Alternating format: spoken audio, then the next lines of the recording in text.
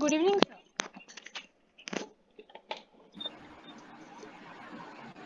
Good evening, all. Good evening, sir. Yes, sir. Sir আমাদের মাঝে পিসি স্যারও রয়েছেন। Good evening sir. Thank you. Ayan join করেছে? ইয়েস স্যার, বাসুদেব দাম স্যার ওই নামে জয়েন করেছেন, ওখানে আছেন স্যার। বাসুদেব দাম নামে জয়েন করেছেন, আচ্ছা আচ্ছা।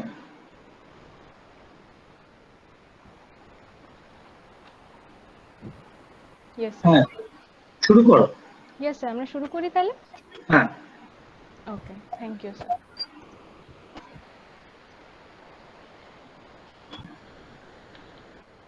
Very good evening to all of you and thanking you for joining. On behalf of students of Environmental Science Department of University of Calcutta, I am welcoming all of you to today's webinar from the webinar series, Environmental Awareness Webinar Series, and this is our second day of the webinar series. It is a part of our community outreach activity. আজকের ওয়েবিনারের topic awareness around nature's wonder insects and আজকে আমরা সত্যি সকলে খুবই সৌভাগ্যবান, আমরা আমাদের মাঝে স্পিকার হিসেবে পেয়েছি মিস্টার অয়ন ঘোষ স্যারকে। A token of gratitude for his presence. Thank you so much, sir, for coming. Ayan sir সম্পর্কে যতই বলবো কম বলা হবে। Sir, by profession, he is a government engineer, but by passion, he is a self-thoughtful entomologist. প্রকৃতির প্রতি, কীটপতঙ্গের প্রতি স্যারের ভালোবাসা অনেক ছোটবেলা থেকে, এবং সেই থেকেই স্যারের প্রচুর কাজকর্ম এবং স্পেশালি ইনসেক্ট নিয়ে স্যারের অনেক সুন্দর সুন্দর কাজ রয়েছে, যা আজ আমরা তার কিছুটা স্বাদ পাবো অবশ্যই।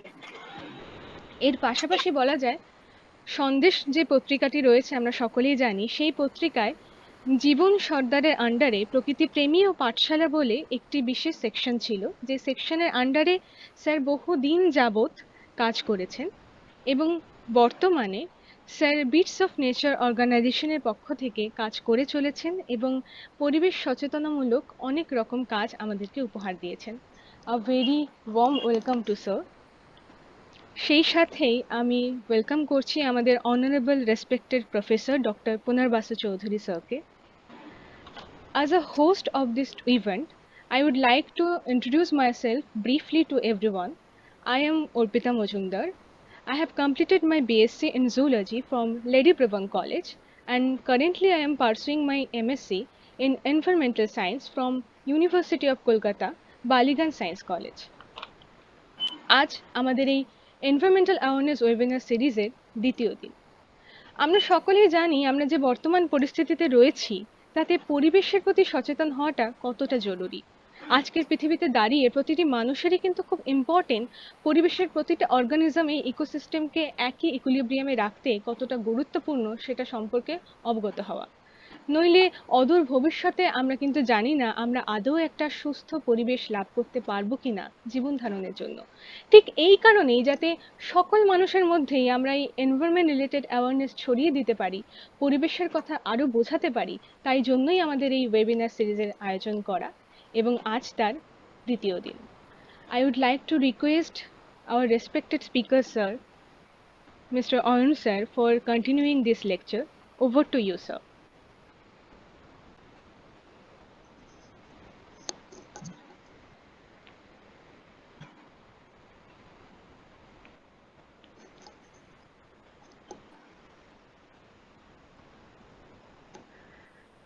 Hello Ayan sir.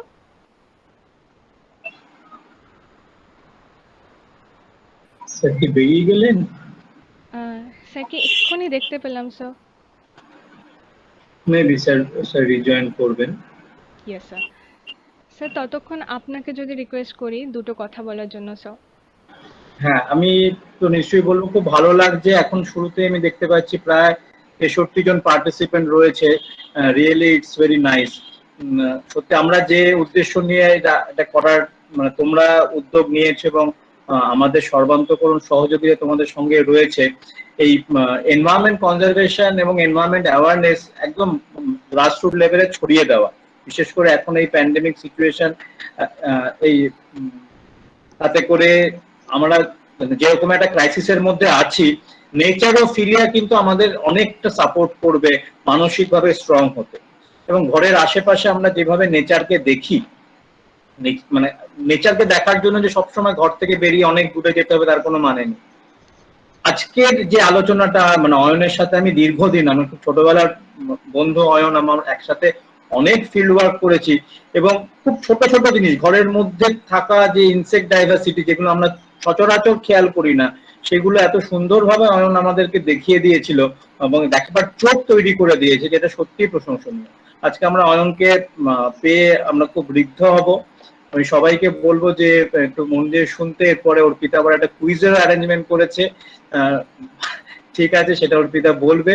আমার মনে হয় অয়ন জয়েন করে গেছে। Yes, অয়ন আমরা শুনবো। হ্যাঁ Ayan, yes, sir. Answer, please. Ayan unmute করে নাও।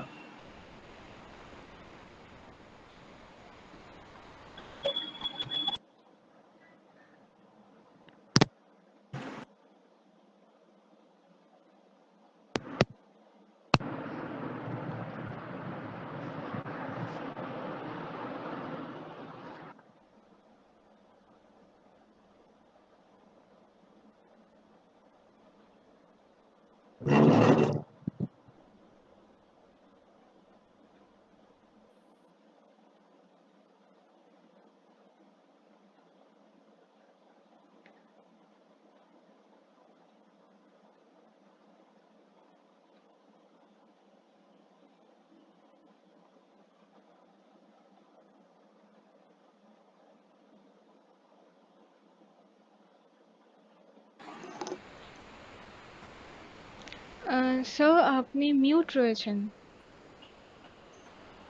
না, অয়ন কি মিউট আছে? হ্যাঁ স্যার, এই যে স্যার না। এসছেন। এই যে স্যার এসছেন। হ্যাঁ হ্যাঁ, স্যার আপনি মিউট রয়েছেন স্যার। অয়ন তুমি মিউট আছো?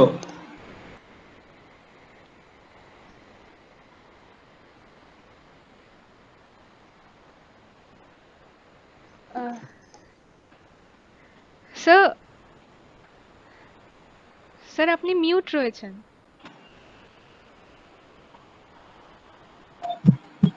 Yes sir. হ্যাঁ বলছি, আমার ল্যাপটপ থেকে সাউন্ডটা কোনোভাবে আসছে না। আচ্ছা আচ্ছা আচ্ছা স্যার। ফোনে ঢুকলাম, ফোন থেকে আসছে, কিন্তু ল্যাপটপের এটা বুঝতে পারছি না। প্রেজেন্ট তো করবো ল্যাপটপ থেকে। তুমি ল্যাপটপ থেকে শেয়ার করো আর এটাতে ভয়েসটা দাও, অসুবিধা এটা নেই। করবো। হ্যাঁ, এটাতে সাউন্ড থাক। Yes sir. ঠিক আছে।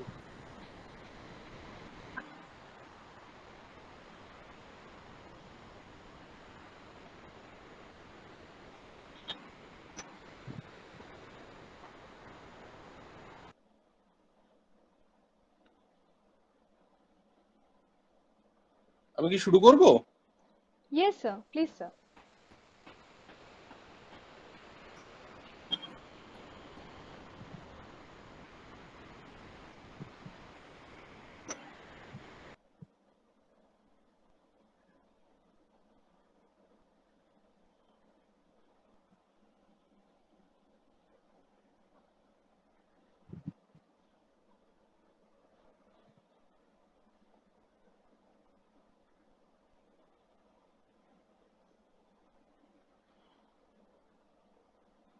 আচ্ছা, আমাদের আজকের যে প্রেজেন্টেশনটা আজ আমি বলতে যাচ্ছি, সেটাতে আমাদের চারপাশে যে পোকামাকড়দেরকে আমরা দেখতে পাই তাদের নিয়ে গল্প। এদেরকে আমরা বিভিন্ন জায়গায় দেখতে পাই, কখনো আকাশে, কখনো জলে, কখনো মাটির মধ্যে, কখনো গাছে, গাছের পাতায়, গাছের বাকলের ফাঁকে। এমন কোনো জায়গা নেই যেখানে পোকামাকড় আর নেই বলা চলে। আমি যাদের দেখাবো আজকে, তাদের সঙ্গে আমার সবারই কোনো না কোনো সময় মোলাকাত হয়েছে। তাদের ছবি পেয়েছি, তাদের সঙ্গে দেখা হয়েছে, তাদের প্রত্যেকটা ছবির পেছনে কিছু না কিছু গল্প আছে। কিন্তু সেই পরিমাণটা এতটাই বড় যেটা আজকের পরিসরের মধ্যে আনা সম্ভব নয়। আজকে কেন, কোনো ওয়েবিনারের পরিসরের মধ্যে এটা আনা সম্ভব। তার মধ্যে থেকে কিছু বাছাই করা ছবি এবং ঘটনা আমি নিয়ে এসেছি। যে কটা আমি দেখাবো সে কটার মধ্যেও যে সবার সম্পর্কে খুব ডিটেল আমি বলতে পারবো তা আমি বলছি না। তবে আমি যেটুকু বলবো, চেষ্টা করব, সেটা হচ্ছে পোকামাকড় ব্যাপারটা সম্পর্কে একটা ধারণা দেওয়া, তারা কত রকমের হতে পারে এবং কতটা তাদের বৈচিত্র্য এই ব্যাপার। শিরোনামটা থেকেই বোঝা যাচ্ছে যে diversity of insect as I have seen, আমি কেমন ভাবে তাদেরকে দেখেছি, এটাই আমার আজকে বলার বিষয়।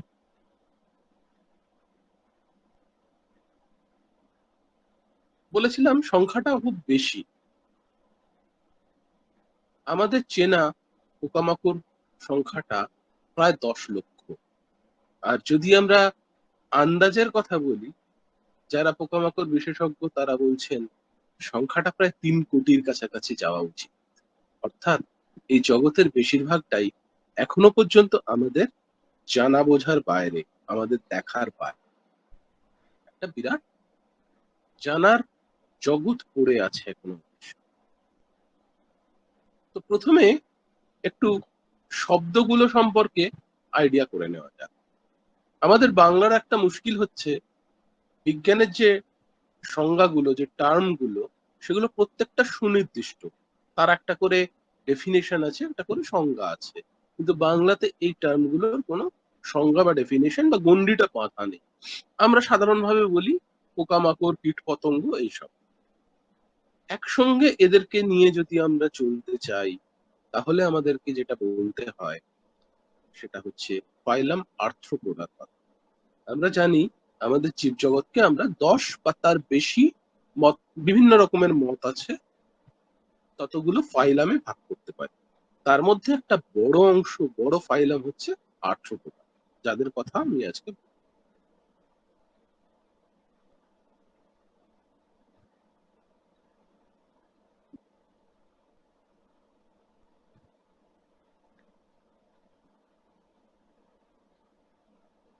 নামটা তো এলো, কিন্তু তারা কেমন, তারা কারা, কি করে দেখে বুঝবো যে আমি যাকে দেখছি সে একজন আর্থ্রোপোডা ফাইলামের অন্তর্গত? আমরা ফিল্ডে মূলত 3টে বৈশিষ্ট্যকে নিয়ে আমরা এটা বোঝার চেষ্টা করি। এক, এক্সোস্কেলিটন অফ কাইটিন, অর্থাৎ কাইটিন দিয়ে তৈরি একটা খোলস থাকবে তার শরীরের চারপাশে। ঠিক যেমন চিংড়ি খাবার সময় আমরা একটা খোলস দেখতে পাই, বা কাঁকড়া খাবার সময় আমরা একটা খোলস দেখতে পাই, এইরকম একটা খোলস থাকবে তার চারপাশে। এটাই তার কঙ্কাল। তার কঙ্কালটা আমাদের মতো শরীরের ভেতরে থাকে না। দ্বিতীয়ত, তাদের শরীরটায় অনেকগুলো টুকরো থাকবে। কতগুলো টুকরো তার উপর নির্ভর করে তারা কারা, তাদের পরিচয়গুলো, সেটা আমি পরে আসবো। কিন্তু অনেকগুলো টুকরোয় তারা ভাগ করা থাকবে। যেমন এই যে ছবিগুলোকে আমি পাশে রিপ্রেজেন্টেটিভ হিসেবে দিয়েছি, তাদের প্রত্যেকের ক্ষেত্রেই কিন্তু শরীরে দেখা যাচ্ছে অনেকগুলো করে টুকরো আছে। আর 3 নম্বর, জয়েন্টেড অ্যাপেন্ডেক্স, অর্থাৎ তাদের যে হাত পা বলতে পারি আমি যেগুলোকে, উপাঙ্গ, সেগুলোর প্রত্যেকটাই হবে ভাঁজ করার যোগ্য। অর্থাৎ আমাদের হাত পা যেরকম ভাবে ভাঁজ করা যায় প্রত্যেকটা জয়েন্ট থেকে, তাদেরও এরকম অনেকগুলো জয়েন্ট থাকবে এবং সেগুলোকে ভাঁজ করতে পারবে। এই 3টে বৈশিষ্ট্য যদি আমরা মিলিয়ে দিতে পারি, তাহলে আমরা ভাবতে পারবো যে এরা আর্থ্রোপোডা ফাইলামের অন্তর্গত কেউ। আর্থ্রোপোডার পরবর্তী ডিভিশনটাতে আমি যাই। আমি এইভাবে বলছি ট্যাক্সোনমিক ডিভিশনটাকে ধরে ধরে, একটাই কারণে, তাতে আমাদের বৈচিত্র্যটা বুঝতে অনেক সুবিধে হয়। আর দ্বিতীয়ত, এখানে যারা আছে তারা অনেকেই এই বিষয়টা নিয়ে পড়াশোনা করেছে বা করছে, ফলে আমি সেভাবেই বলছি। আর্থ্রোপোডার পরবর্তী ভাগ যেটা ক্লাস, তার অনেকগুলো ভাগ আছে। তার মধ্যে 6টা মূল ক্লাসকে আমরা বেছে নিয়েছি আমাদের আজকের প্রেজেন্টেশন। 6টা ক্লাস কি কি? না, মেরোস্টোমাটা বা কিং ক্র্যাব, এদের গল্প পরে আমি ডিটেলে যাব, এখন শুধু নামগুলো বলে যাচ্ছি। ক্র্যাব বা কাঁকড়া, ক্রাস্টাসিয়া, চিংড়িও এদের মধ্যে পড়ে। সেন্টিপেড বা কিলোপোডা, তেঁতুলে বিছিয়ে বলি যাদের। স্পাইডার্স বা অ্যারাকানিডা, মিলিপেড বা কেন্ন, ডিপ্লোপোডা, সবশেষে ইনসেক্টস বা ইনসেক্টা, যাদেরকে আমরা পতঙ্গ বলতে পারি। প্রথম যে ক্লাস মেরোস্টোমাটা বা কিং ক্র্যাবস, এদের সঙ্গে আমার প্রথম মোলাকাত হয়েছিল সুন্দরবনের কাদাতে। অর্থাৎ সুন্দরবনের যে চর, মাটির চর, সেইখানে আমি এদেরকে দেখতে পেয়েছিলাম। এটা একটা মেটিং সিন। এরা থাকে সাধারণত সমুদ্রে, কিন্তু যখন মেটিং এর সময় আসে তখন তারা চলে আসে কাদার উপরে। সেরকম একটা মুহূর্তকে আমি পেয়েছিলাম। এদের নামটা দেখাই যাচ্ছে, কার্সিনোস্কর্পাস রুটান্ডিকোডা। এইরকম দুটো স্পিসিসকে আমরা আমাদের দেশে দেখতে পাই। সারা পৃথিবীতে এদের 4টে স্পিসিস আছে, এখন অব্দি টিকে আছে। কিন্তু একটা মজার বিষয় হলো, এরা অর্থাৎ এই হর্সরু ক্র্যাবেরা প্রায় 40 কোটি বছর ধরে এই পৃথিবীতে আছে। তাদের প্রচুর সংখ্যায় প্রজাতি আমাদের পৃথিবীতে একসময় ছিল। শুধু ছিল নয়, আজ যারা আছে তাদের সঙ্গে সেই 40 কোটি বছর আগে স্পিসিস গুলো খুব কিছু তফাৎ নেই, প্রায় একই রকম তারা। এই কারণে এদেরকে আমরা লিভিং ফসিলও বলে। পরে যে ক্লাসটাতে আমি আসবো, কিলোপোডা বা সেন্টিপেড, এদেরকে আমরা সবাই চিনি। আমাদের বাড়িতেও অনেকে এদেরকে দেখেছি। আমাদের প্রতিবেশী বলতে পারি, আমার বাড়ির মেম্বারও বলতে পারি। আমার বাড়িতে প্রায়ই দেখা যায় এদেরকে। আমি জানি না যারা ফ্ল্যাটে বা অনেক উঁচু তলায় বাস করেন তারা দেখতে পান কিনা, কিন্তু একতলা দোতলায় এদেরকে বেশ ভালো পরিমাণে দেখা যায় কলকাতা শহরের মধ্যেই। এই যে তেঁতুলে বিচিটাকে দেখছি, টাইগার সেন্টিপেড, এটা খুব কমন আমাদের এখানে, বিষাক্তও বটে। তেঁতুলে বিচি মাত্রই বিষাক্ত, কিন্তু এদের সবাই মানুষ মেরে ফেলার মতো ক্ষমতা নেই। তবে এই যে প্রজাতিটা স্কোলোপেনড্রা, এটার ভারতীয় প্রজাতিটারও মানুষ মারার ক্ষমতা নেই ঠিকই, কিন্তু স্কোলোপেন্ডা জাইগান্টিকা যেটা, সেটা চাইলে একটা মানুষকে মেরে ফেলতে পারে। তবে সাধারণভাবে এই তেঁতুলে বিছের কামড়ে একটু জ্বালা যন্ত্রণা, ব্যথা ছাড়া বিশেষ কিছু হয় না। কাজেই দেখতে পেলেই এদেরকে মেরে ফেলবার চেষ্টা করাটা আমার মনে হয় না খুব একটা কাজের কথা। এখানে একটা জিনিস আমি দেখতে বলবো, এদের শরীরটা অনেকগুলো টুকরো দিয়ে জোড়া। প্রথম থেকে প্রত্যেকটা টুকরোতে লাল কালো ব্যান্ড দিয়ে দিয়ে আলাদা করে বোঝা যাচ্ছে। প্রত্যেকটা টুকরো থেকে কিন্তু এক জোড়া করে পা বেরিয়েছে, এক জোড়া করে পা। কেন বলছি এক জোড়া, সেটা আমরা পরের ক্লাসটাতে যখন যাব তখন বুঝতে পারবো। অর্থাৎ ডিপ্লোপোডা বা মিলিপেড, মিলিপেড বা কেন্ন, এদেরকেও আমরা খুব পরিচিত একটা জীব হিসেবে দেখতে পাই আমাদের চারপাশে অনেক জায়গায়। বিভিন্ন প্রজাতির কেন্ন আমরা দেখতে পাই। তার মধ্যে একে আমি দেখেছিলাম আমার অফিসের পাশেই, রেড স্পাইন্ড মিলিপেড। খুব সুন্দর দেখতে, লাল কালো একটা অদ্ভুত কম্বিনেশনে। এটা ছবিতে যতটা না ভালো লাগছে, সামনাসামনি দেখলে একে আরো অনেক বেশি ভালো লাগে। সব কেন্নকেই একটা অদ্ভুত গল্প বলা হয়, এরা নাকি কানে ঢুকে যায়, কান ফুটো করে মস্তিষ্কে ঢুকে যেতে পারে। ব্যাপারটা ঠিক সেরকম নয়, নয়তো বটেই, এমনকি এদের বিষ আছে বা এরকম কোনো ব্যাপারও নেই। অর্থাৎ এরা নিতান্তই নিরীহ প্রাণী। একটাই মজা, এদের যদি কোনোভাবে টোকা মারা হয় বা একটু স্পর্শ করা হয়, এরা গোল হয়ে টাকার মতো গুটিয়ে দেয়। সেটা খানিকটা কেন্ন চেনার একটা উপায়। ভিডিও অন কিন্তু বাবা। আর একটা উপায় যেটা দেখলে আমরা ডেফিনেট হতে পারবো যে এটা মিলিপেড, সেটা হলো এদের যে প্রত্যেকটা টুকরোর অনেকগুলো থেকেই এক জোড়া নয়, দুজোড়া করে পা বেরিয়েছে। অর্থাৎ সেন্টিপেডে ছিল প্রতিটা টুকরো থেকে এক জোড়া করে পা, মিলিপেডে প্রতিটা টুকরো থেকে দুজোড়া করে পা। এইটা দেখে আমরা এই ক্লাসটাকে চিনি। এরপর যাদের কথা বলবো তাদের সঙ্গে আমাদের প্রায় দেখা, শুধু দেখা হয় না, তাদেরকে অনেককেই আমরা আমাদের খাবার টেবিলে, অ্যারাকনিডে, অ্যারাকনিডের মধ্যে যেমন, সরি ভুল বললাম একটু, এদেরকে আমরা খাবার টেবিলে পাই ঠিকই, তবে আমাদের খাবার টেবিলে পাই না। এদেরকে আমরা আহ, অন্যান্য দেশের খাবার টেবিলে পাই। আমি যাদের কথা বলতে গেছিলাম খাবার টেবিলে পাই বলে, তারা হচ্ছে ক্রাস্টাসিয়া। যাই হোক, এদের মধ্যে আছে স্পাইডার এবং স্করপিয়ন।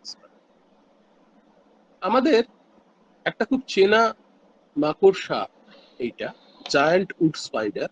আমরা যারা একটু ঘুরে বেড়াতে পছন্দ করি, তারা যখন জঙ্গলের দিকে যাই, তখন জঙ্গলের একটা গাছ থেকে আর একটা গাছে প্রায় 6-8 ফুট দূরত্ব বা 10 ফুট দূরত্ব এরকম জায়গা জুড়ে একটা বিশাল বড় জাল খাটিয়ে এই মাকড়সাটা তার মাঝখানে বসে। এই মাকড়সাটাকে আমরা জঙ্গলে গেলে প্রায়ই দেখতে পাই। যারা জাল বুনতে পারে সেরকম ছাড়াও আরো বেশ কয়েক রকমের মাকড়সা আমরা দেখতে পাই। মাকড়সার সংখ্যাও খুব কম নয়। শুধুমাত্র মাকড়সা নিয়ে চর্চা করেই সারা জীবন কাটিয়ে দিয়েছেন এরকম। এই মাকড়সাটাও আমাদের কাছে খুব পরিচিত হওয়া উচিত, যারা মাকড়সার দিকে একটু নজর রাখেন তাদের। অর্ব ওয়েব স্পাইডার বা আরজিওপি। আরজিওপির এই ছবিটা আমি রাখলাম একটাই কারণে, আমরা জানি মাকড়সা জাল পেতে বসে থাকে, যখন সেই জালে শিকার পড়বে তারপর তাকে সে খাবে। মাকড়সার খাওয়া মানে কিন্তু চিবিয়ে খাওয়া নয়। মাকড়সা তাকে কামড়ায়, তার একটা হজমি রস ঢেলে দেয় তার শরীরে, শিকারের শরীরটা আস্তে আস্তে বাইরেই হজম হয়ে যায়, তরল হয়ে যায়, সেই তরলটাকে চুষে খায় মাকড়সা। কিন্তু যখন খুব বড় শিকার পড়ে জালে, তখন মাকড়সা এরকম একটা চওড়া ফিতের মতন জালের একটা বস্তু সেই শিকারটার চারপাশে জড়িয়ে একটা পুঁটলি পাকিয়ে রেখে দেয়। এই মুহূর্তটাকে আমি পেয়েছিলাম একটা সময় এই ঘটনাটা ঘটাতে। অর্থাৎ সবে এই পুঁটলিটা তখন তৈরি করছে মাকড়সাটা। একটা অদ্ভুত ব্যাপার, মানে তার শেষের যে পা গুলো, মাকড়সার সাধারণত 8টা পা, শরীরে 2টো টুকরো, মাথা আর বুক পেট মিলিয়ে, বুক আর মাথা মিলিয়ে একটা, আর পেট একটা আলাদা। এই বুক আর মাথা থেকে 8খানা পা বেরোয় বা 4 জোড়া পা বেরোয়। আর শেষের জোড়া পা দুটো দিয়ে সে এই শিকারটাকে রোল করতে থাকে, পাকাতে থাকে। আর তাতে এই পেটের শেষ প্রান্তে যে স্পিনারেট বা জাল বোনার যন্ত্রটা আছে, সেটা দিয়ে চওড়া ফিতের মতন একটা জাল বার করে তাকে জড়িয়ে ফেলে। এই মাকড়সাটাকে চট করে ছবিতে খুঁজে পাওয়া মুশকিল। হলুদ ফুলের ওপরে হলুদ রঙের একটা মাকড়সা। এটা এদেরকে লুকিয়ে থাকতে সাহায্য করে, খানিকটা ক্যামোফ্লেজ বলতে আমরা যেটা বোঝাই সেটা। এটা ইয়েলো ক্র্যাপ স্পাইডার। সাদা রঙেরও আর একটা ক্র্যাপ স্পাইডার হয়, সেটা সাধারণত দেখা যায় সাদা ফুলের মধ্যে গিয়ে বসে। এরা জাল বোনে না। যখন এদেরকে দেখতে না পেয়ে এদের শিকাররা এদের কাছাকাছি চলে আসে, তখন এদেরকে তারা শিকার করে। এই মাকড়সাটাকে আমাদের সব থেকে পরিচিত মাকড়সার মধ্যে একটা। এরা আমাদের বাড়িতে থাকে। আমাদের বাড়ির দেয়ালে যে মাকড়সাটাকে দেখতে পাই আমরা, সেটা এই। মাকড়সার সাধারণত 8টা পা, আমরা এখানে দেখতে পাচ্ছি 6টা। বাকি দুটো খসে গেছে কোনো কারণে, যে কোনো কারণে, সেটা অন্য কোনো পোকার আক্রমণে বা অন্য কোনো মাকড়সার আক্রমণে বা অন্য কোনো শিকারী প্রাণীর আক্রমণে হতে পারে, নিজেদের মধ্যে লড়াই করেও হতে পারে। কিন্তু সেই পাগুলো খুব তাড়াতাড়ি আবার গজিয়ে যায়। মাকড়সার এটা একটা অদ্ভুত গুণ।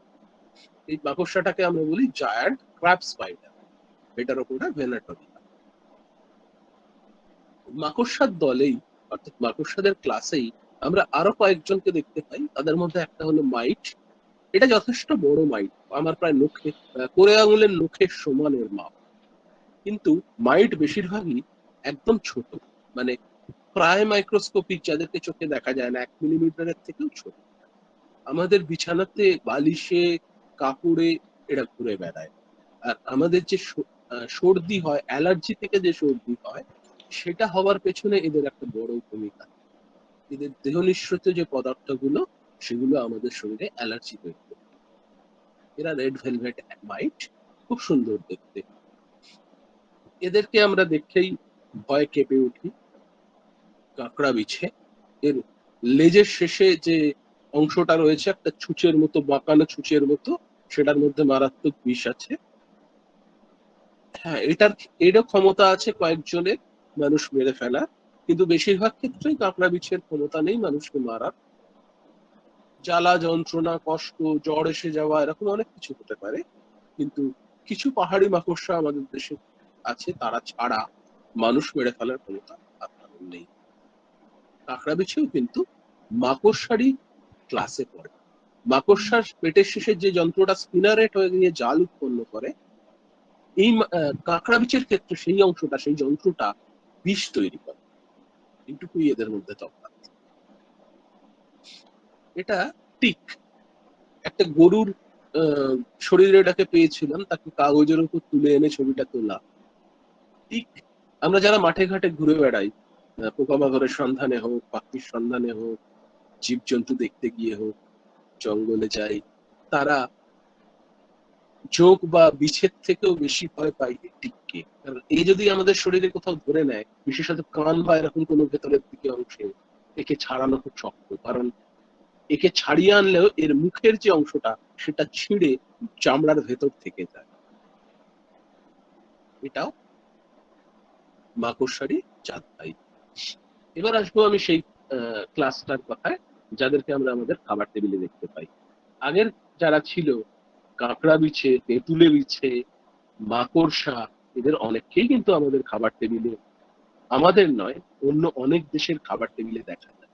মানুষ প্রায় 1400 রকমের পোকামাকড়কে খায়, নিয়মিত খায়। এই কাঁকড়াটাকে আমরা সবাই দেখেছি, সমুদ্রের ধারে গেলেই দেখেছি। ফুলের মতন বেলাভূমির ওপরে ফুটে থাকে এরা। এদেরকে আমরা বলি গোস্ট ক্র্যাব। ভুতুড়ে একটা চোখের জন্য এদের এরকম নাম। আমরা বেলাভূমিতে এইরকম কতগুলো প্যাটার্ন দেখতে পাই বালিতে। এই প্যাটার্ন গুলো তৈরি করে বেশ কয়েক রকমের কাঁকড়া, তাদের আমরা বলি স্যান্ড বাবলার। স্যান্ড বাবলার কাঁকড়াগুলো এক্ষেত্রে ওই প্যাটার্নের ঠিক মধ্যিখানে, যেখানে গর্তটা আছে, সেখানে ও বসে আছে। এইটার নাম স্কোপিমেরা। এছাড়াও ডটিলা স্পিসিস গুলোকেও আমরা এইভাবে প্যাটার্ন তৈরি করতে দেখি। কাঁকড়া বা চিংড়ি, এদের সবারই কিন্তু শরীরে 5 জোড়া বা তার বেশি পা।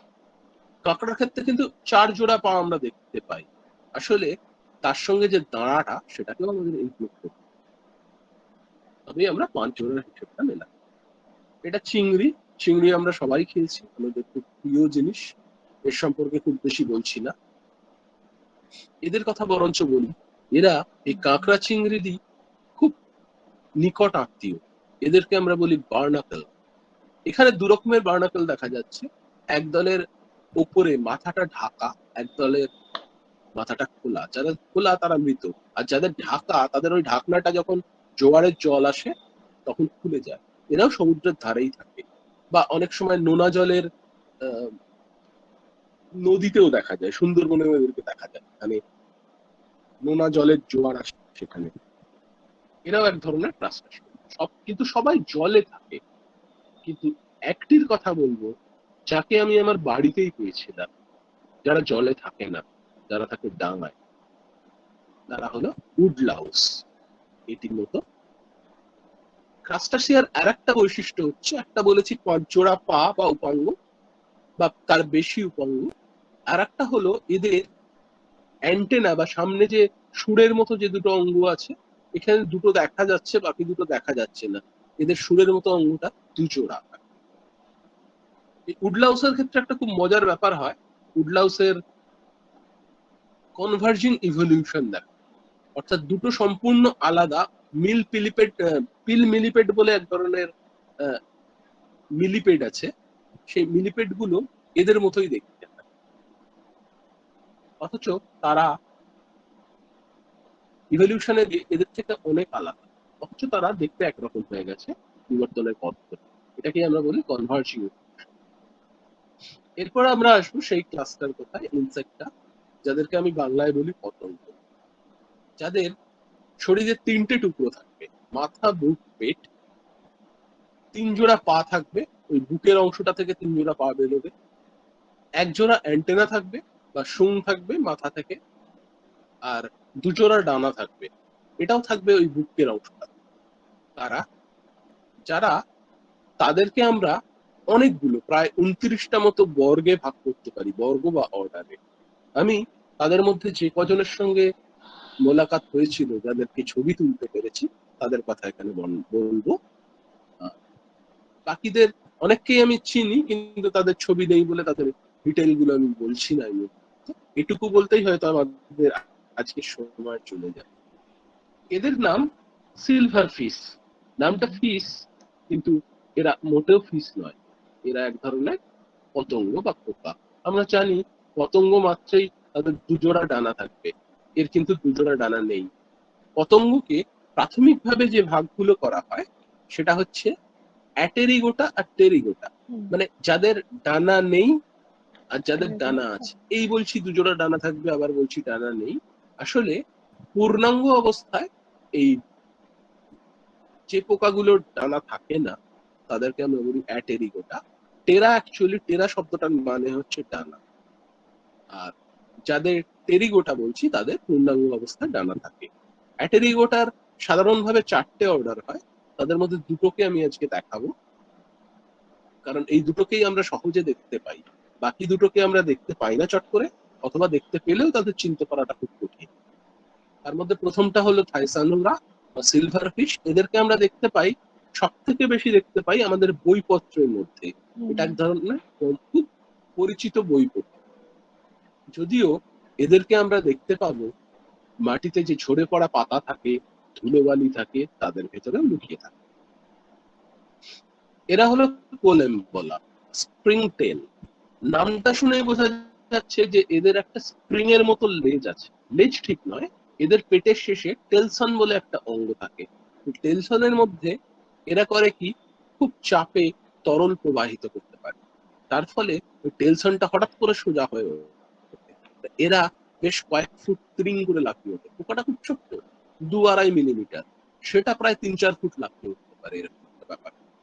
এদেরকে আমরা বেশিরভাগ ক্ষেত্রে পাবো পুকুরের ধারের যে হিউমাস আছে, হিউমাস মাটি, মানে পাতা, উদ্ভিদের বাকি জিনিসপত্র, এইসবগুলো পচে গিয়ে মাটির মধ্যে যে অ্যাসিডিক একটা চেহারা তৈরি হয়, যাকে আমরা হিউমাস বলি, সেই হিউমাসের মধ্যে আমরা এই কোলেম্বলাদেরকে দেখতে পাই।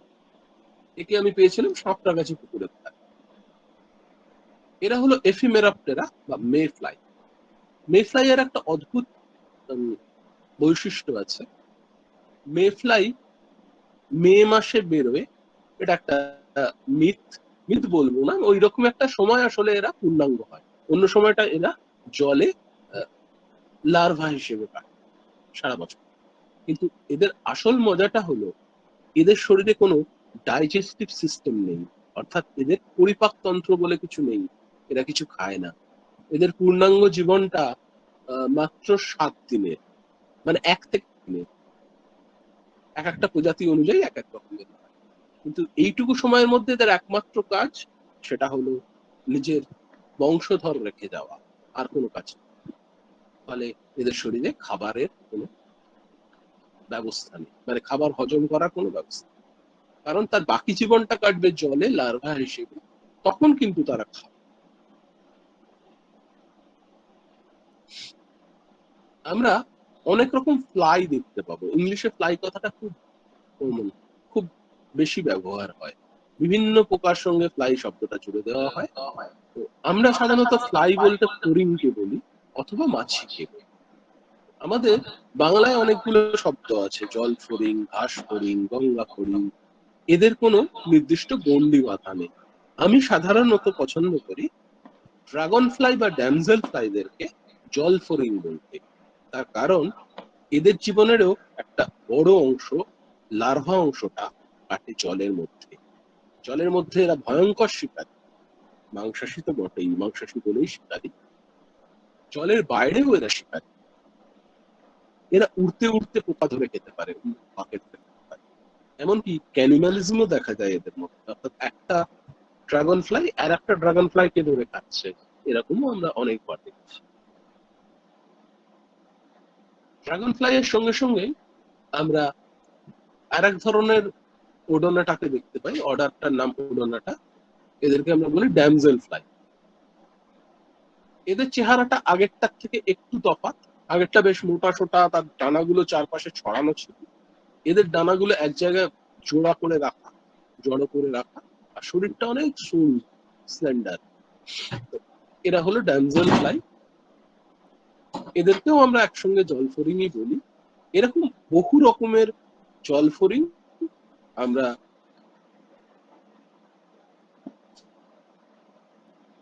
দেখতে পাই আমাদের চারপাশে। আমরা যারা চর্চা করি না, পোকামাকড় চর্চা করি না, তাদের ক্ষেত্রে এই পোকামাকড় গুলোকে চেনাটা অনেক সহজ। তার কারণ এদেরকে চেনার জন্য বেশ কিছু সাধারণ মানুষের উপযোগী গাইড বই আছে। আমরা বেশ কিছু পোকামাকড়ের ক্ষেত্রে দেখাবো যে যারা এইরকম ভাবে আলাদা করে একাডেমিক চর্চা না করলেও সাধারণ মানুষ যাদেরকে চিনতে পারবেন সেরকম গাইড বই আছে। তাদের মধ্যে একটা গ্রুপ হলো ওডোনাটা বা ড্রাগন ফ্লাই বা ড্রামজান ফ্লাই, জল ফড়িং। আমাদের দেশের, আমাদের রাজ্যের, আমাদের এখানকার বিভিন্ন জায়গা ধরে ধরে এদের গাইড বইগুলো আছে, এমনকি বাংলাতেও আছে। এরপর আমি যে অর্ডারটার কথা বলবো তাদের নাম ম্যান্টোডা। এরাও একটা ফড়িং। এদেরকে আমি বলি অন্তত গঙ্গা ফড়িং। গঙ্গা ফড়িং কেন বলি এটার কোনো জাস্টিফিকেশন আমার কাছে নেই, তবে আলাদা করার সুবিধের জন্য বলা ভালো, কারণ গঙ্গার সঙ্গে এর সেরকম কোনো সম্পর্ক নেই। বরঞ্চ প্রেইং ম্যান্টিস এই ইংরেজি নামটার একটা যথার্থ আছে। এরা এর সামনের দুটো পাকে একদম হাত জোর করার মতো করে জোড়া করে বসে থাকে এবং সেই দুটো পা হঠাৎ করে সামনে কোনো চলে আসা তার শিকারকে চেপে ধরে এবং তাকে চিবিয়ে খেতে পারে। হ্যাঁ, শিকার বললাম, পোকা নয়। মানে এ কিন্তু অন্যান্য প্রাণীকেও শিকার করতে পারে, এমনকি ছোটখাটো সাপ পর্যন্ত, সেরকম এভিডেন্স আছে। আর একটা মজার ব্যাপার, এই ফড়িং গুলো যখন মেটিং এর সময়, এরা অনেকেই মেটিং এর সময়তেই বলছি, মানে পরে নয়, সময়তেই তার মেল মেটকে অর্থাৎ ছেলেটিকে দিব্যি কচমচিয়ে চিবিয়ে খেয়ে। মাকড়সার ক্ষেত্রে আমরা অনেক ক্ষেত্রেই দেখেছি যে মাকড়সার ক্ষেত্রে মেটিং এর পরে মেয়ে মাকড়সাটা ছেলে মাকড়সাটাকে খেয়ে ফেলে। এদের ক্ষেত্রে কিন্তু সেটা মেটিং চলতে চলতে হয়, অর্থাৎ একদিকে মেটিং হচ্ছে, অন্যদিকে তারই মুন্ডুটা চিবিয়ে খাওয়া হচ্ছে, এরকম একটা ব্যাপার। এই ছবিটা দেখে চট করে খুব একটা কিছু চোখে ধরা পড়ার কথা। আমি একটু ভালো করে খুঁটিয়ে দেখতে বলবো যে শুকনো ঘাসগুলো আছে তার একদম মাঝামাঝি জায়গায় ডান দিকে হেলানো কোনাকুনি দুটো সরু সরু বাদামি বা খয়েরি, মানে খড়ের রঙের দুটো সরু সরু ব্যাপার রয়েছে ঠিক মাঝখানটাতে। ওই দুটো আসলে দুটো প্রেইং ম্যান্টিস, ইন্ডিয়ান গ্রাস ম্যান্টিস বলা হয়। এরা একদম শুকনো ঘাসের মতন দেখতে। এটা এদের একটা ক্যামুফলেজের ব্যাপার। এরা ঘাসের মধ্যে লুকিয়ে থাকতে পারে। যদিও আমরা আগের যে ম্যান্টিসটাকে দেখলাম, এটার চেহারাটা তার থেকে বেশ খানিকটা আলাদা। এটাকে খুব কাছে থেকে আমি একটা ছবি দেখাচ্ছি। এটা দেখলে বোঝা যাবে যে এর মুখটা রয়েছে, চোখটা রয়েছে, তার থেকে শরীরটা, দুটো পা বেরিয়েছে, মুখটা বা চোখটা যেটা রয়েছে তার থেকে দুটো অ্যান্টেনা বেরিয়ে গেছে। ওইটা এইবার হয়তো পোকাটাকে খুঁজে বের করতে সুবিধা। ম্যান্টিসদের মধ্যে বা গঙ্গা ফড়িংদের মধ্যে বেশ কয়েক রকম এরকম ক্যামুফলেজের ব্যাপার থাকে। শুধু ক্যামুফলেজ নয়, মানে প্রকৃতির অন্যান্য অপ্রাণিক জিনিসকে, যেমন ঘাসকে নকল করা তাই নয়, অন্য পোকাকে নকল করাও এদের মধ্যে দেখা যায়।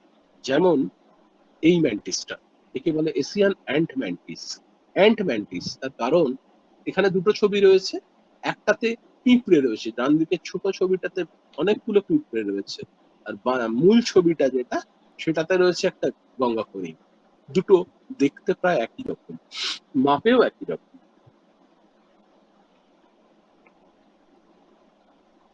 এরা ওই পিঁপড়ে গুলোকে নকল করে, অর্থাৎ মিমিক করে। এটা এক ধরনের মিমিক্রি। সেটা আত্মরক্ষার জন্যই মূলত।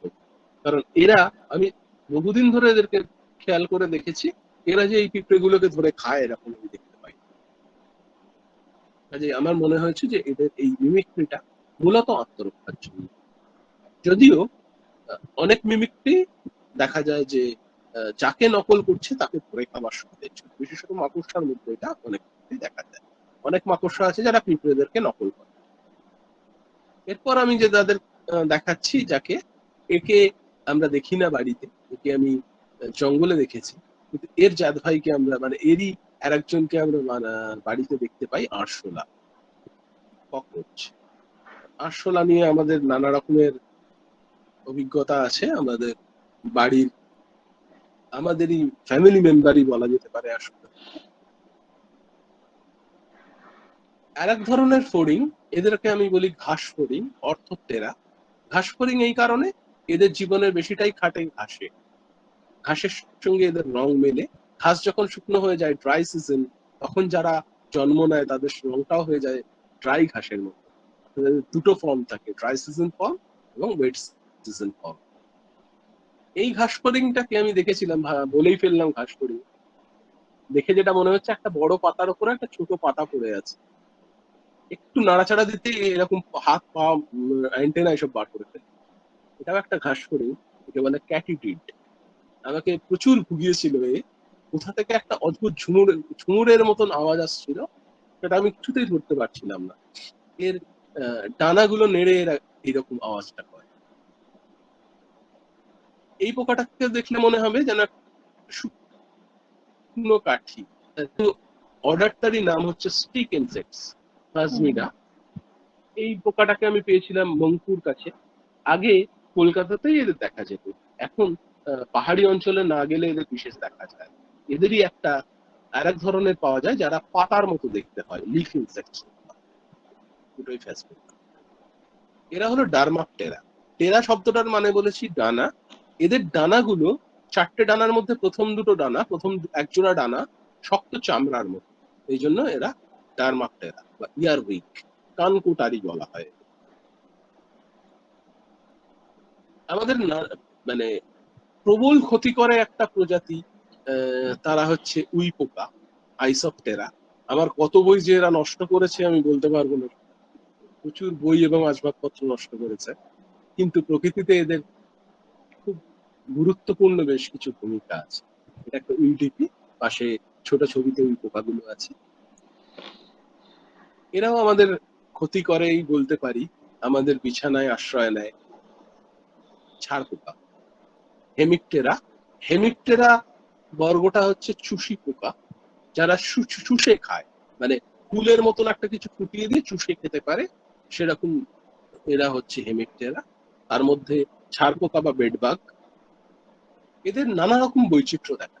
এটা যেরকম গাছের চুষি পোকা, এই ছবিটাতে দেখলে পরিষ্কার হবে যে সামনের দুটো পায়ের ঠিক মাঝখান দিয়ে এরা কালো রঙের একটা ফুল গাছের গায়ে ফুটিয়ে দিয়েছে, দিয়ে গাছের রস চুষে খাচ্ছে। এটা জলে থাকে এরকম একটা চুষি পোকা, বিশাল বড়, প্রায় 2.5 থেকে 3 ইঞ্চি লম্বা। এই পোকাটা কিন্তু জল থেকে উঠে এসেছে। এরা আলোর টানে প্রচুর চলে আসে। পুজোর সময় যখন আমরা বড় বড় আলো জ্বালাই তখন এদেরকে আমরা ভয় পাই। জলে এই পোকাটাও থাকে, এটাও একটা বাগ বা চুষি পোকা, হেমিকটেরান বাগ। এদের নাম পন্ড স্কেটার বা ওয়াটার স্ট্রাইডার। এরা কিন্তু ছবিটা দেখলে বোঝা যাচ্ছে এদের পাটা জলে ভেজেনি, এরা যেন জলের ওপরটা একটা টান টান রবারের পর্দার মতো তার উপর দিয়ে হাঁটছে, এরকম একটা ব্যাপার ঘটে এদের। এদেরকে আমরা বলি জুয়েল বাগ। কাঁচ পোকার টিপ পড়ে অনেকে, তাদের মধ্যে যত রকমের জুয়েল বাগ আছে তার মধ্যে একটা হচ্ছে এটা। এই পোকাটাকে দেখলেই মনে হবে যেন অদ্ভুত একটা ফুল। ঘটনা ঠিক এইরকম দেখতেই একটা ফুল আছে, এরাও মিমিক করে ওই ফুলটাকে। এরা ফ্ল্যাটিড প্ল্যান্ট হপার, কিন্তু এরা নিম্ফ, এরা পূর্ণাঙ্গ না, অর্থাৎ পূর্ণাঙ্গের আগের স্টেপ। এই পোকাটাকে আমরা দেখব যখন কোন রকমের জঙ্গলের মধ্যে আমরা যাব দিনের বেলায়, তখন দেখবো ঝিঁঝি ডাকছে। ঝিঁঝি সাধারণত সন্ধ্যাবেলায় ডাকে, কিন্তু এই পোকাগুলো এরা ঝিঁঝি নয়।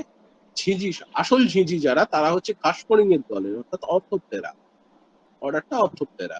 এরা হলো হেমিকটেরা বা চুষি পোকা, কিন্তু এরা গরমকালে, বিশেষত গরমকালে দুপুর বেলায় বা দিনের বেলায় জঙ্গলের মধ্যে ঝিঁঝি পোকার মতন ডাকতে থাকে। এদের মধ্যে একটা অদ্ভুত ব্যাপার আছে, এরা বেশ কয়েক বছর লার্ভা হিসেবে কাটায়, পিউপা হিসেবে কাটায় মাটির নিচে। এই বছর কয়েক বছর মানে সেটা 20-22 বছরও হতে পারে। এক একটা প্রজাতির এক এক ধরনের সময়, মানে অর্থাৎ 20-22 বছর এরা মাটির নিচে থাকলো, তারপরে হঠাৎ পূর্ণাঙ্গভাবে এটা বেরিয়ে আসে। এটা আমরা যে শ্যামা পোকা দেখি, সেই শ্যামা পোকারই একটু রং চঙে একটা প্রজাতি, কোন প্রজাতি আমি আইডেন্টিফাই করতে পারিনি। সেই শ্যামা পোকার প্রজাতির একটা, এরাও হেমিপটেরান বাঘ, লিফ হপার্স বলা হয়। এরা হলো আরেক ধরনের হেমিপটেরান, অ্যাফিড। এরা ফসলের প্রচুর ক্ষতি করে। এদের চট করে আমরা ডানা দেখতে পাই না। উপরে একটা ছবিতে অবশ্যই ডানাওয়ালা অ্যাফিডের ছবি দেখাচ্ছি। একবারই দেখতে পেয়েছিলাম এদের ডানা আছে এরকম অবস্থায়। এরা চাষের খুব ক্ষতি করে, জাপ পোকা বলা হয় এদের। এই পোকাটাও একটা অদ্ভুত ভাবে আমি পেয়েছিলাম, এদেরকে বলে থুতু পোকা বা স্পিটল বাগ। স্পিটল বাগ যখন গাছের মধ্যে এরকম থুতুর মতো জমে থাকে, তার ভেতরে এই স্পিটল বাগটা বসে আছে ওপরে বড় পূর্ণাঙ্গ পোকাটা, আর নিচে বসে আছে যেটা, সেটা হচ্ছে এটা নিম বা বাচ্চা, সেটা ওই থুতুর মধ্যে থাকে। একবারই আমি একে পূর্ণাঙ্গ অবস্থায় পেয়েছিলাম। এদেরকে বলে মিলিবাগ। এরাও আমাদের গাছের অনেক ক্ষতি করে, কিন্তু এদের সঙ্গে অদ্ভুত ভাবে পিঁপড়েদের একটা সম্পর্ক আছে। এরা গাছ থেকে রস চুষে খায় এবং সেই রসটা শরীরের পিছন দিয়ে বার করে দেয়, সেটাকে পিঁপড়েরা খায়। ফলে এদের দেখভাল করে পিঁপড়েরা, অর্থাৎ শত্রুর হাত থেকে বাঁচায়, এক জায়গা থেকে আরেক জায়গায় নিয়ে যায়, এসব করে। এবার আসবো আমি পোকামাকড়, পোকাদের, পতঙ্গদের সব থেকে বড় যে অর্ডার, কোলিওপটেরা বা বিটলস। এদের 4টে ডানার মধ্যে প্রথম এক জোড়া ডানা শক্ত কাঠের মতো হয়ে যায়, তাকে বলে ইলাইট্রা। সে ইলাইট্রা যাদের থাকে তারাই হলো বিটল। এটাই বলা হয় লেডি বার্ড বিটল। কতগুলো ফোঁটা আছে সেটা দিয়ে অনেক সময় এদের নাম ঠিক হয়। যেমন এর নাম কক্সিনেলা সেপ্টেম পাংক্টাটা, অর্থাৎ 7খানা ফোঁটা। এই পোকাটাকে আমি পেয়েছিলাম জঙ্গলে। এর একটা অদ্ভুত মজার স্বভাব আছে, একে একটু নাড়া দিতে উল্টো হয়ে নিচে পড়ে গেল, ঠিক মরে গেছে এরকম একটা ভাব করলো। এটা এদের অনেকের স্বভাব। এই পোকাটা আমার বাড়িতে এসেছে, কলকাতা শহরের মধ্যে এরকম একটা অদ্ভুত সুন্দর পোকা এসে হাজির।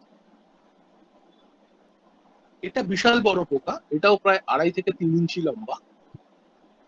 এটা আমার অজান্তেই আমাকে কামড়ায়, কামড়ের জায়গায় দুটো দাগ হয়ে যায়। আমি প্রথমটা খুব ঘাবড়ে গেছিলাম যে ওটা সাপে কামড়েছে কিনা, পরে বুঝতে পারলাম যে না, এই পোকাটা আমাকে কামড়েছে। সাপে কামড়ালে কিছু করার ছিল না, কারণ আমি যেখানে ছিলাম সেখান থেকে সাপের অ্যান্টিভেনাম পেতে গেলে অন্তত পক্ষে 6-7 ঘন্টার রাস্তা আমাকে জিপে আসতে হতো। এদেরকে বলে স্ট্যাগ হর্ন বিটল। এদের সামনে যে দাঁড়া দুটো, এই দুটো হরিণের শিঙের। এটা আর একটা বিটল, এটাকে খুব ছকছকে নীল রঙের মেটালের মতো দেখতে লাগে। এই বিটলের মধ্যে অনেকেই আছে যারা ডাইভিং বিটল, জলে থাকে, জলের ভেতর ডুব দিতে পারে, কিন্তু জল থেকে শ্বাস নিতে পারে না। যখন ডুব দেয় তখন ওপর থেকে একটা বাবল এদের পেটের মধ্যে আটকে যায়, এই বাবলটা থেকে এরা বেশ কিছুক্ষণ ধরে শ্বাস নিয়ে জলে থাকার সময়টাকে দীর্ঘায়িত। এই পোকাটাকে, বিটলটাকে বলা হয় রাইনোসেরাস বিটল। এর সামনেটা দেখে বোঝা যাচ্ছে একটা গন্ডারের শিঙের মতন ফাঁড়া এর সামনেটায় রয়েছে। এই পোকাটা, এটাও বিটল। এটাকে রাখলাম একটাই কারণে, এটাকে একটু চিনে রাখা প্রয়োজন। এই পোকাটা যদি আমাদের শরীরের সংস্পর্শে আসে তাহলে সেখানে ফোস্কা পড়ে যেতে পারে, এর নামই তার জন্য ব্লিস্টার বিটল, মাইলাভিস।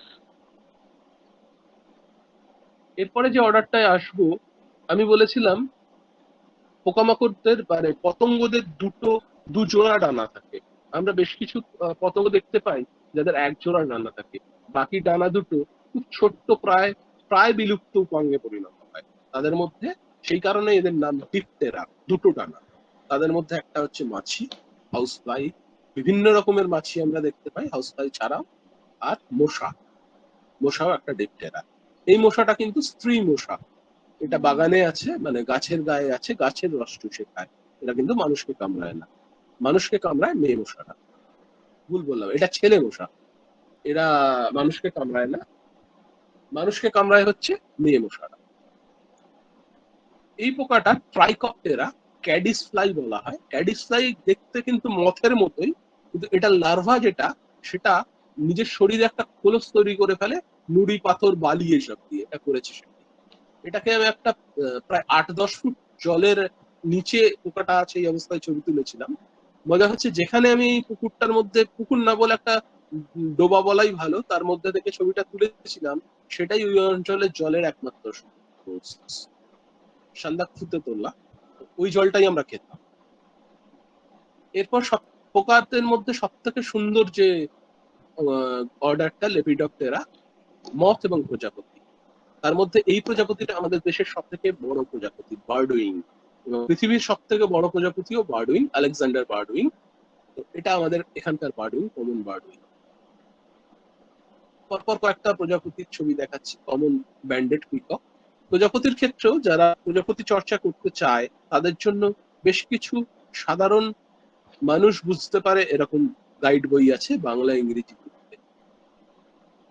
এটা টনি কোস্টা, এটা ডানাইডেক ফ্লাই। এটার পিউপাটাকে আমি গাছ থেকে পেয়েছিলাম, পিউপাটা কেটে এই প্রজাপতিটা আমার চোখের সামনে পূর্ণাঙ্গ রূপ নিয়েছিল। এটা কমন নবাব, সবকটাই ডানাইডেক ফ্লাই দেখাচ্ছে।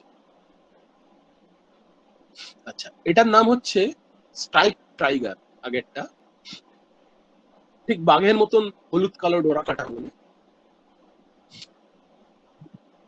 এটাকে বলে ক্রো, কমন ক্রো।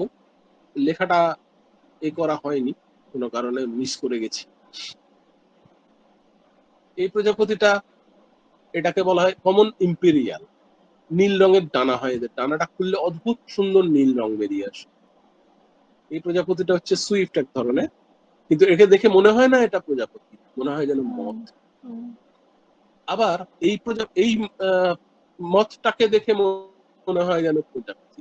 এটা একটা ডে ফ্লাইং মথ। আমরা জানি মথ সাধারণত রাত্রের দিকে ওড়ে, কিন্তু এটা দেখা যায় দিনের বেলায় ওড়ে।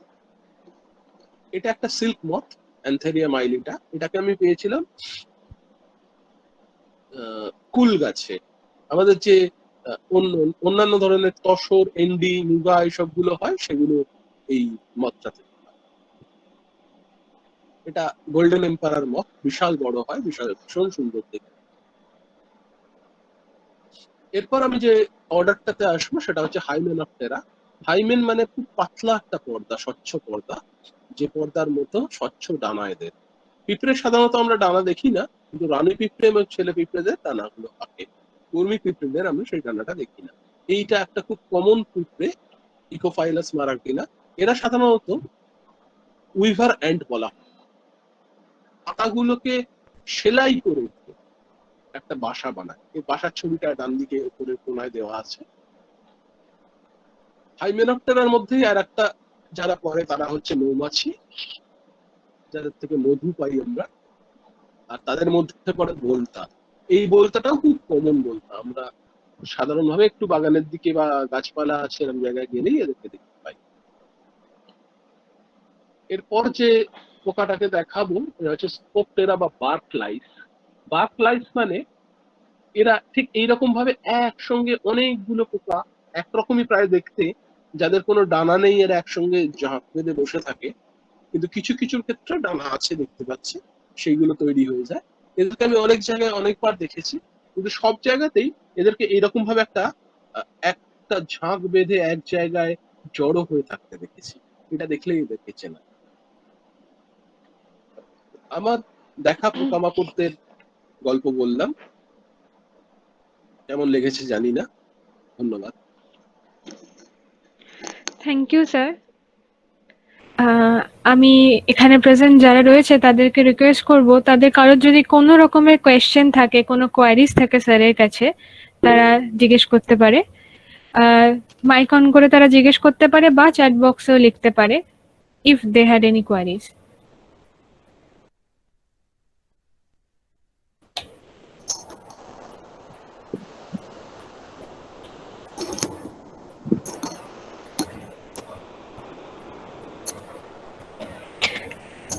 আমরা তো সবাই সত্যি ভীষণ ভীষণ ভালো লাগলো, এত অনেক কিছু নতুন জানলাম। কেউ কিছু জিজ্ঞেস করছে, সোহম বোধহয় কিছু বলবে।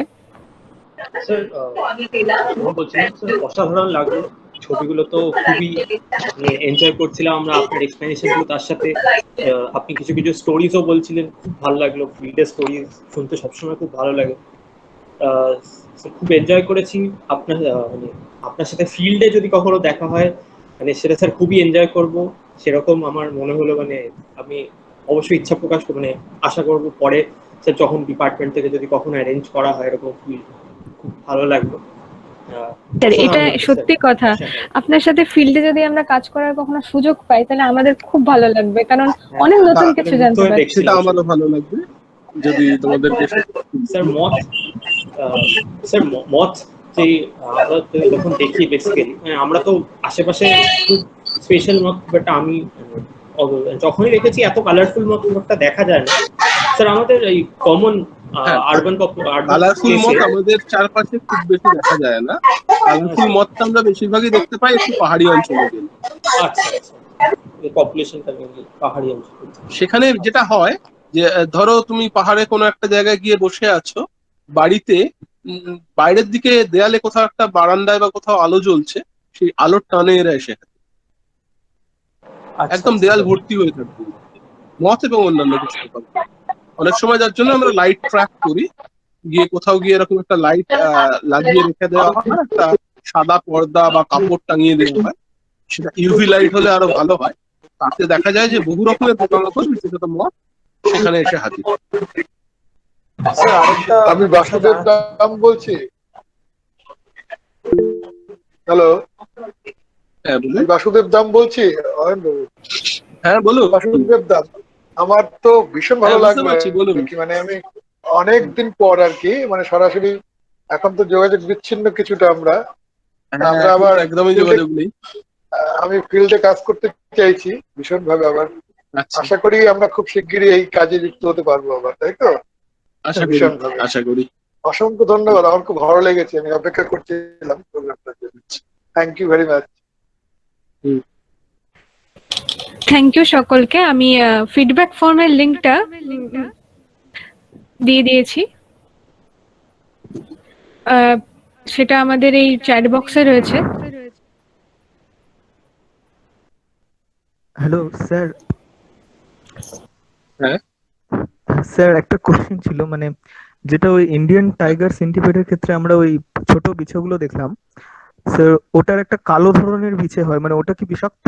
হ্যাঁ, হ্যাঁ, ওটার বিষটা কম তুলনায়, লালটার বিষটা বেশি। একটা হয় কালো রঙের, মাথাটা লাল, ওটাকে চাইনিজ সেন্টিপেড বলা হয়, ওটার বিষটা একটু কম। আর স্যার আরেকটা ছিল, যেটা ওই বইগুলোর নাম যেটা বললেন, মানে ওই বইগুলোর নাম কি কি একটু যদি বলেন। নাম মানে বলতে দেখো, এগুলো নিয়ে অনেকগুলোই বই আছে। প্রজাপতির ক্ষেত্রে যেমন বুক অফ ইন্ডিয়ান বাটারফ্লাইস আছে, বাংলায় যুধাজিৎ দাশগুপ্ত পশ্চিমবঙ্গের প্রজাপতি আছে। এই দুটো বই খুব কাজের বই। আবার খুব এর ক্ষেত্রে dragon fly and damsel fly of India আছে একটা। তারপর সুন্দরবনের ফড়িং বলে বাংলা একটা বই আছে। এরকম প্রচুর বই আছে। আমাজনে গিয়ে সার্চ করলে ইন্ডিয়ান বাটারফ্লাই বা ইন্ডিয়ান ড্রাগন ফ্লাইস দিয়ে, তাহলে অনেকগুলো বই পাওয়া যাবে। ওকে স্যার, থ্যাংক ইউ সেটা স্যার। বলে আমি অর্পিতাকে একটা লিস্ট বা বিবলিওগ্রাফি পাঠিয়ে দেবো পরে, ইয়েস স্যার, যেটা তোমাদের সঙ্গে শেয়ার করে নিতে পারে। নিশ্চয়ই হ্যাঁ স্যার। স্যার, এটা খুব হেল্পফুল হবে। Sir, hello. হ্যাঁ, হ্যাঁ ফারান। হ্যাঁ, hello sir, thanks for the great session. Sir একটা জিনিস জানা ছিল যে ইয়েলো ক্র্যাব স্পাইডার যেটা আছে, ইয়েলো ক্র্যাব মেবি নামটা ছিল, ইয়েলো ক্র্যাব স্পাইডার বা সামথিং কিছু ইয়েলো একটা নাম ছিল। ক্র্যাব। হ্যাঁ, ইয়েস স্যার। তো ওটা স্যার মানে যেটা বললেন যে ইজিলি ফাইন্ড আউট করা যায় না কোনো জায়গায়, কারণ আমরা দেখতে পেলাম যে ইয়েলো ফ্লাওয়ারের ওপরই বসে আছে ওটা। তো হ্যাঁ। সেটা কি ডিফেন্স মেকানিজমের জন্য নাকি ওরা অ্যাট্রাক্টেড ওটার উপর? না, ডিফেন্স মেকানিজম না, ওরা চায় যে ওদেরকে ওর প্রে যেটা মানে ও যাকে খাবে সে যেন দেখতে না পায়, সে অজান্তেই যাকে ওর কাছে চলে আসুক, ও তখন ও তাকে অ্যাটাক করে ধরে নেবে। আচ্ছা, thank you sir. Hello sir. হ্যাঁ, আমি একটু প্রশ্ন করতে চাচ্ছি, সেটা হচ্ছে যে আমরা তো জানি যে শুঁয়োপোকা লালা দিয়ে গুটি বাঁধে, এরকম একটা কথা আমরা তো পড়ে এসেছি ছোটবেলা থেকে। এ বাদে অন্য কোনো পদ্ধতি থেকে গুটি বাঁধে? ব্যাপারটা বলি। শুঁয়োপোকা লালা দিয়ে গুটি বাঁধে, এটা মূলত মথের ক্ষেত্রে সত্যি। আচ্ছা প্রজাপতির ক্ষেত্রে কিন্তু লালা দিয়ে কোনো এরকম খোলস তৈরি করে না। শুঁয়োপোকার আচ্ছা গুটি বাঁধার এটা যদি দেখা হয় কোনো সময়, দেখতে পাবে হুম যে তার পিঠের দিকে চামড়াটা হুম ফেটে যায়, সেখান থেকে আচ্ছা তার মানে ওই চামড়াটা পুরো গুটিয়ে গিয়ে নিচের দিকে হুম চলে যায় এবং পুরো চেহারাটা একদম অন্যরকম একটা গুটির চেহারা নেয়, মানে গুটিটা হুম যেন বেরিয়ে আসে খুব অল্প সময়ের মধ্যে। আচ্ছা এটা হলে হয় প্রজাপতির ক্ষেত্রে। আর শুঁয়োপোকার প্রজাপতি ক্ষেত্রে যেটা হয়, ওরা ওর মুখ হুম থেকে একটা লালার রস বার করতে থাকে, যেটা মাথাটা হুম চারপাশে ঘুরিয়ে ঘুরিয়ে তার চারপাশে ওই জালের মতো বুনতে থাকে, বুনতে বুনতে একটা গুটি তৈরি করে। যে গুটি কারো কারোর ক্ষেত্রে, কোনো কোনো প্রজাতির ক্ষেত্রে যে গুটিটাকেই আমরা সিল্কের হুম উৎস বলে ভাবি, ওই সুতোটাই হচ্ছে সিল্ক। আচ্ছা আচ্ছা আমি একটা ছবি হুম দেখিয়েছি হুম সিল্ক মধ্যে, তার পাশে হ্যাঁ গুটিটাও আমি ছিল দেখতে দেখতে পাচ্ছি। ওঠার। হ্যাঁ হ্যাঁ হ্যাঁ জাস্ট ওই গুটিটা কেটে তখন ওই মথটা বেরিয়েছে, সেই অবস্থা আচ্ছা আচ্ছা ছবিটা। ঠিক আছে ধন্যবাদ। একবার গুটি কেটে বেরিয়ে গেলে সেটা থেকে সুতো হুম পাওয়াটা খুব মুশকিল। সাধারণত যেটা করা হয় যে তুঁত গাছে যে আগে মশটা চাষ করা হুম হয়, তাকে হুম, গরম জলে ফুটিয়ে মেরে ফেলা হয়, মেরে মেরে ফেলা ফেলে হয় ওর থেকে সুতোটা বার করা হয়। আর এই ঠিক কুল গাছে বা অন্যান্য গাছে যেগুলো হয়, সেগুলো গুটি কেটে বেরিয়ে যায়, কারণ সেগুলোকে চাষ হুম করা যায় না। সেগুলো গুটি কেটে বেরিয়ে যায়, তারপর থেকে ওই যে ছেঁড়া ছেঁড়া সুতোগুলো বেরোয় সিল্কের, সেগুলোকে হুম বুনে বুনে সুতো তৈরি করা হয়। ওই জন্য ওটা আচ্ছা আচ্ছা কোয়ালিটি অত ভালো হয় না। ভালো হুম বুঝতে পারলাম। ঠিক আছে ধন্যবাদ স্যার। থ্যাংক ইউ সবাইকে। আমি একটা ছোট্ট কুইজ সেশন অ্যারেঞ্জ করেছিলাম, তো আমি যদি সেটাতে কন্টিনিউ করি, সবাইকে রিকোয়েস্ট করব তারা তাদের মাইক্রোফোন অন করেও রিপ্লাই দিতে পারে বা চ্যাট বক্সেও মেসেজে লিখতে পারে। তো ফার্স্ট কোয়েশ্চেন, এবং স্লাইডগুলো মেইনলি স্যারের স্লাইড থেকেই নেওয়া, স্যারের সাথে কথা বলেই। তো আমরা এই সেশনটা যখন শুনেছি, আমরা আশা করি সবাই মোটামুটি এটার উত্তর দিতে পারবো। তো প্রথম কোয়েশ্চেনে যাচ্ছি। এই ইনসেক্টটা, এটা স্যার খুব সুন্দর দেখিয়েছিল, এটার নাম কি কেউ বলতে পারবে? মিলিপেড। হ্যাঁ, ইটস আ মিলিপেড, বাট এই মিলিপেডটা পার্টিকুলার যে কমন নেমটা স্যার বলেছিল, সেটা কি কেউ বলতে পারবে? ওকে, আর কেউ?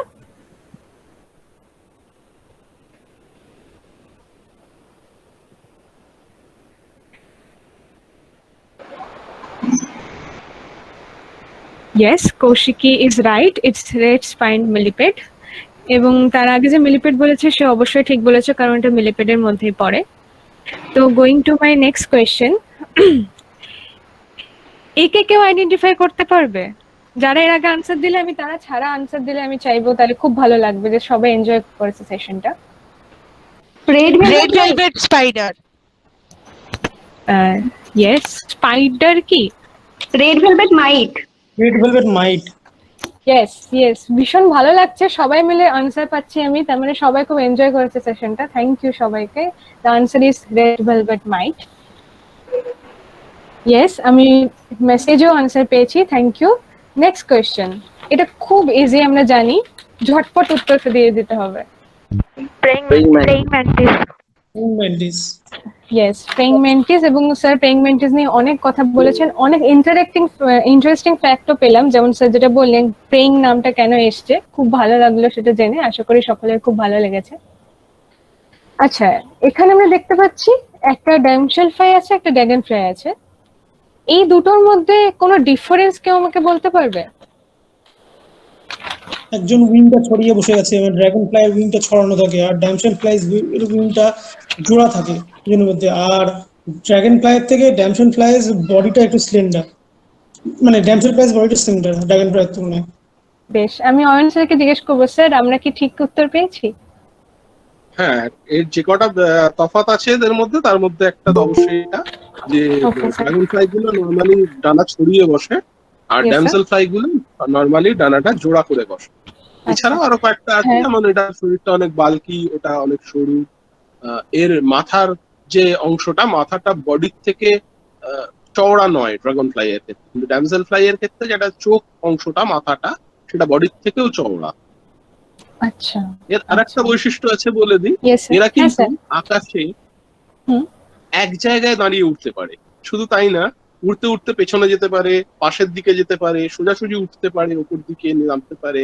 ইনফ্যাক্ট দুটোই, আমাদের স্যার। হেলিকপ্টার যেটা তৈরি করা হয়, সেটা হুম। একদম একে মডেল করে তৈরি করা হয়েছে। মানে স্যার দুজনেই ড্রাগন ফ্লাই ড্যামসেল ফ্লাই দুজনেই পারে এটা? হ্যাঁ, দুজনেই। আচ্ছা স্যার, আচ্ছা স্যার, এটা খুব ইন্টারেস্টিং, এটা একদমই জানা ছিল না। Thank you sir. Next question, it's a very beautiful butterfly, এর কমন নেম কেউ বলতে পারবে?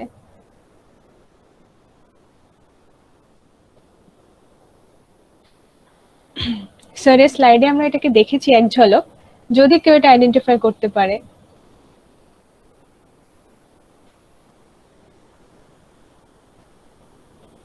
Yes, it's common banded peacock, একদম ঠিক। ওকে, তাহলে নেক্সট কোয়েশ্চেন, এর নাম দেখি কেউ বলতে পারে, ভীষণ বিউটিফুল দেখতে। Jewel bug. Yes, jewel bug, একদম ঠিক, একদম ইনস্ট্যান্ট রিপ্লাই পাচ্ছি, খুব ভালো লাগছে। আমি মেসেজে অনেকগুলো রিপ্লাই পেয়েছি, common banded peacock, jewel bug, thank you সকলকে। অ্যান্ড দিস ইজ আনাদার, এবং আমার ফ্লায়ারে ইনসেক্টটা ছিল, তো এটার নাম কি কেউ বলতে পারবে?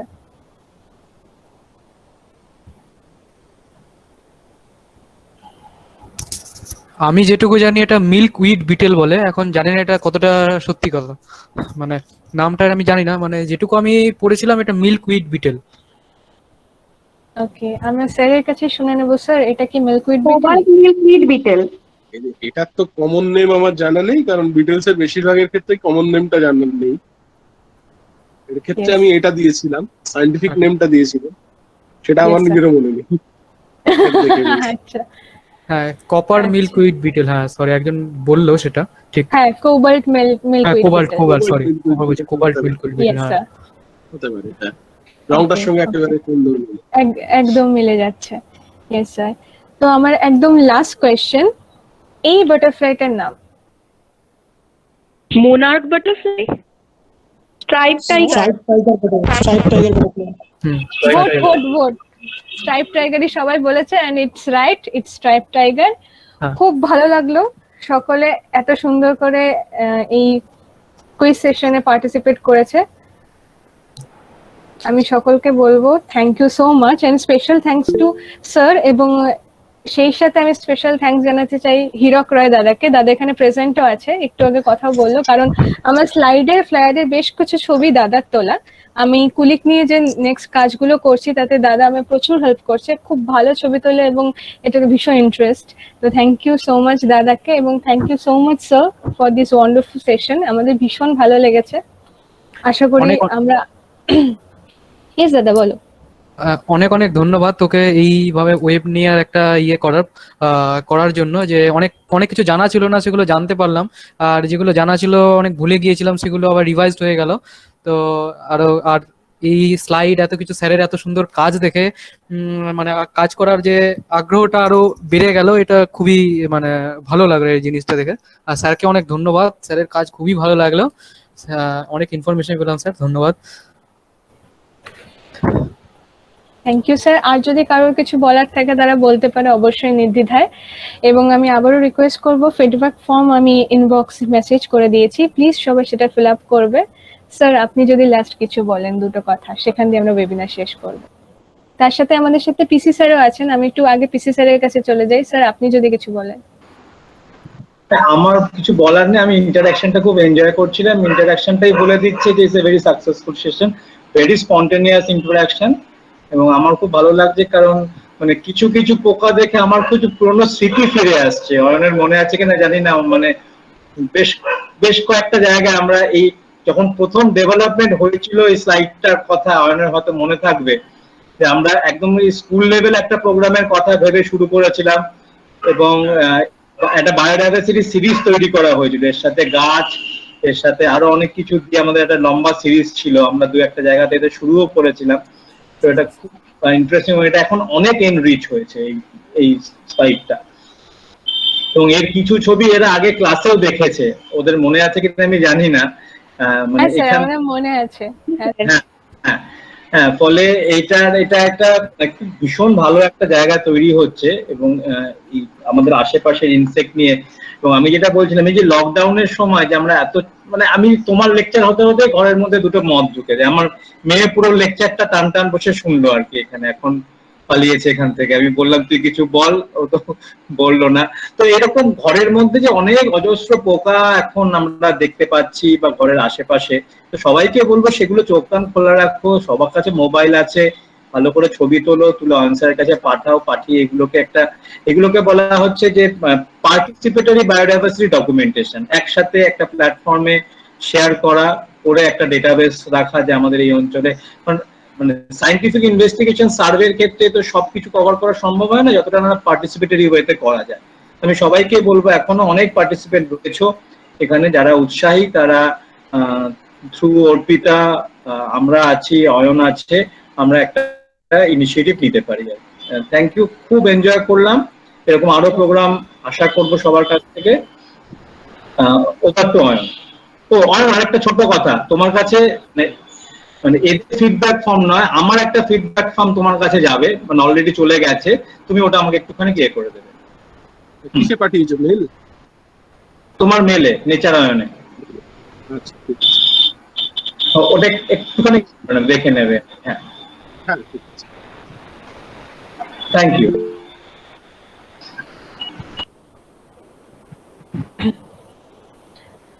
অয়ন স্যার, আপনাকে রিকোয়েস্ট করব কিছু কথা বলতে। না, আমার তো যা বলার ছিল সেটা আমার প্রেজেন্টেশনের সঙ্গে সঙ্গেই বলেছি। তবে একটাই কথা বলবো, সেটা হচ্ছে যাদের ইন্টারেস্ট তৈরি হলো, যাদের একটু অন্তত চারপাশটা, নিজের চারপাশটা ভালো করে দেখার ইচ্ছে হবে, তারা সেটা করো। কারণ আমাদের চারপাশে প্রকৃতিতে, আমি বলবো যারা একদম ভীষণভাবে শহরের মধ্যে থাকে তারা পর্যন্ত, কারণ আমি নিজে শ্যামবাজারে থাকি, একেবারে মানে ইটকাট পাথর ছাড়া প্রায় যেখানে কিছু নেই, সেখানেও এমন এমন সব জিনিস পাই যেগুলো আমাকে অনেক সময় আশ্চর্য করে দেয়। ফলে একটু চারপাশটা তাকালে, একটু চোখ খোলা রাখলে তোমরা এমন অনেক কিছু পাবে, শুধু পোকামাকড় বলে বলছি না, আরো অনেক কিছু পাবে প্রকৃতির মধ্যে, যেটা তোমাদের পড়াশোনাকে এবং তোমাদের বোঝাটাকে, জানাটাকে আরো অনেক বেশি সমৃদ্ধ করবে। আশা করি আজকের পরে তোমরা এটা চালিয়ে যাবে, এটুকুই বলছি। Thank you sir, thank you so much. সকলকে অনেক অনেক ধন্যবাদ এতক্ষণ ধরে ওয়েবিনারে থাকার জন্য, এবং খুব ভালো লাগলো। এবং অনেক অনেক ধন্যবাদ স্যারকে, অনেক ধন্যবাদ পিসি স্যারকে। আপনাদের অনুমতি নিয়ে তাহলে আজকের আমাদের ওয়েবিনার আমরা এখানে শেষ করব। শুভরাত্রি। Thank you sir. এবং আমাদের নেক্সট সিরিজ গুলো আমি কন্টিনিউয়াসলি দিতে পারবো, সবাই ইন্টারেস্টেড হলে প্লিজ জয়েন করুন। শুভরাত্রি। অবশ্যই। Thank you. শুভরাত্রি, গুড নাইট। এরপরের লেকচারটা, এরপরের লেকচার কালকে আছে স্যার সন্ধ্যে 6টায়। Sumana is the host. Sumana? Yes sir. সাপ স্নেকের উপরে, তাই তো? Yes, sir. Okay. Thank you, sir. Thank you, sir. Thank you so much.